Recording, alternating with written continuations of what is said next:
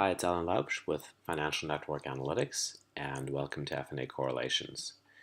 Today we'll focus on the US dollar phase transition. So we've seen an unusual amount of negative outlier activity in the dollar really since the 3rd of December, and again recently with three negative outliers, including the largest one on the 16th of March when Janet Yellen surprised markets with another dovish announcement, which sent broad asset prices up. So what's interesting is that the negative dollar trend is actually now very broadly positive for assets, right? So really the negative correlations here are indicated in red, and so we can see the only major market with a positive correlation to the dollar is right now the Nikkei.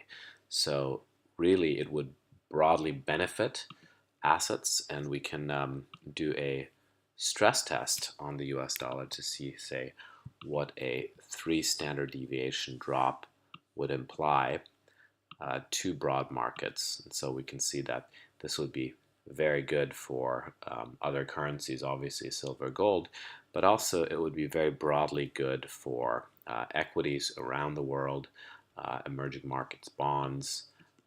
So this is quite an interesting change in the correlation structure for the dollar, because when we first observed negative outlier activity,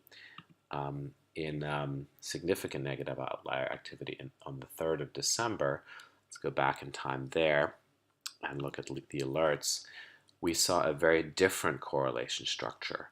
There the dollar was positively correlated actually with many of the equity markets, whereas now this correlation is broadly negative. So from that perspective, a weaker US dollar is quite likely, given that we've seen significant negative outlier activity, and furthermore that this trend continuing would be broadly good for global asset markets, and hence would likely be supported by most of the major central banks as well.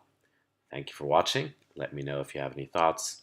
My email is alan@fna.fi.